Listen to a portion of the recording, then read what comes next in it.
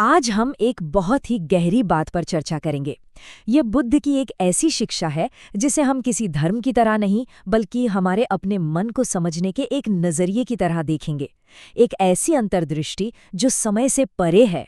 बुद्ध की शिक्षा की सबसे खूबसूरत बात यही है, ये कोई ऐसी चीज नहीं है जिस पर आंखें बंद करके विश्वास कर लिया जाए। नहीं, ये एक खुला निमंत्रण है। पाली भाषा में इसे कहते हैं एहेपस्सिको, मतलब आओ और स्वयं देखो। तो चलिए इस शिक्षा को समझने के लिए एक डॉक्टर के नजरिए से देखते हैं।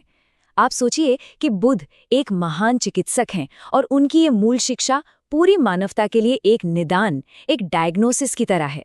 और ये जो निदान है, ये 4 चरणों में सामने आता है, जिसे हम 4 आर्य सत्य कहते हैं। देखिए ये कितना तार्किक है, बिल्कुल किसी डॉक्टर के प्रोटोकॉल जैसा। पहला कदम, बीमारी क्या है उसकी पहचान करना। दूसरा, ये बीमारी आखिर हुई क्यों, उसका कारण खोजना। तीसरा, ये तसल्ली देना कि हाँ, इसका इलाज मौजूद है। और चौथा और सबसे ज़रूरी, वो इलाज क्या है उसका नुस्खा बताना। तो चलिए इस निदान का पहला कदम उठाते हैं, और इसके लिए हमें पूरी ईमानदारी से जीवन की एक सच्चाई का सामना करना होगा। और वो सच्चाई है दुख। पाली भाषा में इसे ऐसे कहा गया है, इदम दुखम आर्य सत्यम। इसका मतलब है यही दुख का आर्य सत्य है। अब यहाँ दुख शब्द का मतलब सिर्फ शारीरिक दर्द या भावनात्मक पीड़ा नहीं है। नहीं, ये उससे कहीं ज्यादा गहरा है। ये वो एक हल्की सी बेचैनी है, एक ऐसा एहसास कि कुछ तो है जो अधूरा है, कुछ असंतोषजनक है, तब भी जब बाहर से सब कुछ बिल्कुल ठीक लग रहा हो। इसे और गहराई से समझने के लिए दुख को 3 स्तरों पर देखा जा सकता है। पहला है दुख। ये तो वो दुख है जिसे हम सब जानते हैं, शारीरिक दर्द, बीमारी, किसी अपने को खोने का गम। फिर आता है विपरिणाम दुख। ये वो दुख है जो बदलाव से पैदा होता है। सोचिए, एक बहुत अच्छी पार्टी चल रही है और फिर वो खत्म हो जाती है। वो जो खालीपन लगता है वही है ये। और तीसरा सबसे सूक्ष्म है संखार दुख। ये एक तरह का एग्जिस्टेंशियल डिससैटिस्फैक्शन है। ये बस इस बात का एहसास है कि हर चीज अस्थिर है और इसी अस्थिरता की वजह से एक गहरी बेचैनी हमेशा बनी रहती है। ये सब सुनकर ऐसा लग सकता है कि ये तो बहुत निराशावादी बातें हैं, पर ऐसा बिल्कुल नहीं है। ये निराशावाद नहीं, ये यथार्थवाद है। किसी भी बीमारी का इलाज करने के लिए सबसे पहले ये मानना पड़ता है कि बीमारी है, तो ये मुक्ति की तरफ पहला और सबसे जरूरी कदम है। ठीक है, तो अगर हमने बीमारी को पहचान लिया है, तो एक डॉक्टर की तरह अगला सवाल क्या होगा? यही कि ये बीमारी आखिर पैदा कहाँ से हो रही है, इसका कारण क्या है। तो चलिए अब दूसरे सत्य की ओर बढ़ते हैं। अगर जीवन में ये असंतोष, ये दुख एक बीमारी की तरह है, तो इसकी जड़ क्या है, इसका स्रोत क्या है? बुद्ध की डायग्नोसिस के अनुसार इस दुख का मूल कारण है तण्हा। तण्हा एक पाली शब्द है जिसका मतलब होता है प्यास या तृष्णा। ये एक ऐसी कभी ना बुझने वाली प्यास है जो इस दुख के पूरे चक्र को चलाती रहती है। और ये प्यास, ये तृष्णा भी 3 तरह की होती है। पहली है काम तन्हा, सेंसरी प्लेजर्स की प्यास। अच्छा खाना, अच्छा संगीत, अच्छी चीजें, इनको पाने की लगातार इच्छा। दूसरी है भव तन्हा, बने रहने की प्यास। अपनी पहचान, अपना वजूद, अपनी हैसियत को हमेशा बनाए रखने की चाह। और तीसरी थोड़ी अलग है, ये है विभव तन्हा।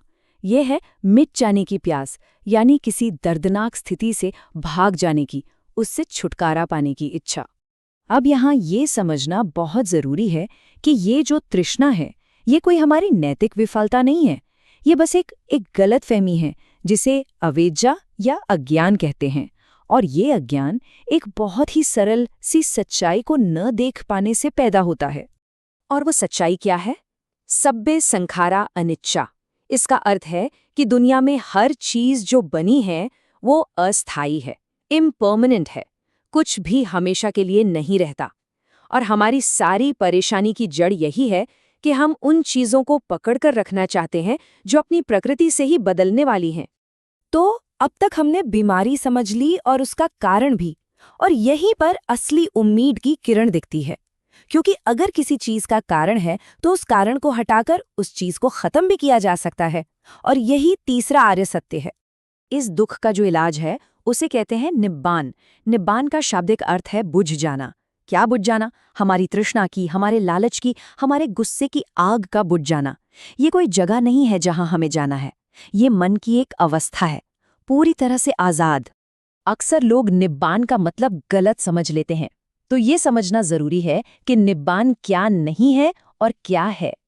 ये सब कुछ खत्म हो जाना या एनिहिलेशन नहीं है, बल्कि ये हर चीज को पकड़कर रखने की आदत से आजादी है। ये कोई जन्नत या स्वर्ग नहीं है, बल्कि ये डर से परे एक गहरी परम शांति है। और ये दुनिया से भागना नहीं है, बल्कि ये मन की वो अवस्था है जो किसी भी शर्त पर निर्भर नहीं करती। तो अब सवाल ये उठता है कि इस अवस्था तक पहुंचने का रास्ता क्या है? उस डॉक्टर का प्रिस्क्रिप्शन क्या है? और यहीं पर हम चौथे और आखिरी आर्य सत्य पर आते हैं। इलाज है एक संतुलित रास्ता। इसे मध्यम मार्ग कहा जाता है, जो आर्य अष्टांगिक मार्ग है। मतलब इसमें 8 अंग हैं। ये रास्ता 2 एक्सट्रीम्स से बचता है। एक तरफ दुनिया के भोग विलास में पूरी तरह डूब जाना और दूसरी तरफ शरीर को बहुत ज्यादा कष्ट देना। ये इन दोनों के बीच का रास्ता है। इस 8 अंगों वाले मार्ग को हम 3 बड़े हिस्सों में देख सकते हैं। पहला हिस्सा है प्रज्ञा। इसमें सही समझ और सही इरादा आता है, मतलब चीजों को वैसे ही देखना जैसी वो हैं। दूसरा हिस्सा है शील, नैतिक आचरण। इसमें सही बोली, सही कर्म और सही आजीविका शामिल है। और तीसरा हिस्सा है समाधि, यानी मानसिक अनुशासन। इसमें सही प्रयास, सही सजगता और सही एकाग्रता आती है। ये तीनों एक दूसरे से जुड़े हुए हैं और मिलकर मन को बदलते हैं। एक बात साफ समझनी होगी, ये कोई चेकलिस्ट नहीं है कि एक के बाद एक टिक लगाते जाना है। नहीं, ये जीने का एक तरीका है जिससे हमें अपनी जिंदगी में उतारना है। चलिए एक छोटा सा उदाहरण लेते हैं। सम्यक वचन यानी राइट स्पीच। इसका मतलब सिर्फ सच बोलना नहीं है। इसका मतलब है ऐसे बोलना जिससे किसी को चोट न पहुंचे। सोचिए, ऑफिस में किसी से बहस हो जाती है या सोशल मीडिया पर कोई अलग राय रखता है। उस वक्त गुस्से में जवाब देने की बजाय अगर हम सोच समझकर शांति से अपनी बात रखें, तो इससे न सिर्फ माहौल बेहतर होता है, बल्कि हमारे अपने मन में भी शांति बनी रहती है। और एक बार फिर मैं ये कहना चाहूँगा कि यह शिक्षा बौद्ध बनने के बारे में नहीं है। ये अपने मन की कार्यप्रणाली को समझने के बारे में है। ये एक तरह का प्रैक्टिकल गाइड है अपने ही दिमाग को समझने के लिए। और इसीलिए ये किसी एक धर्म या संस्कृति तक सीमित नहीं है, ये हर इंसान के लिए है। अंत में बुद्ध का एक बहुत ही शक्तिशाली संदेश है जो सारी जिम्मेदारी हम पर ही डालता है। उन्होंने कहा, अत्तदीपा विहारत, यानी तुम स्वयं अपने प्रकाश बनो। तो इस चर्चा को किसी निष्कर्ष पर खत्म करने की बजाय चलिए इसे एक सवाल पर छोड़ते हैं। एक सवाल जिस पर हम सब शांति से विचार कर सकते हैं। ये जो असंतोष का भाव है, यह हमारे भीतर आखिर कहाँ से उठता है?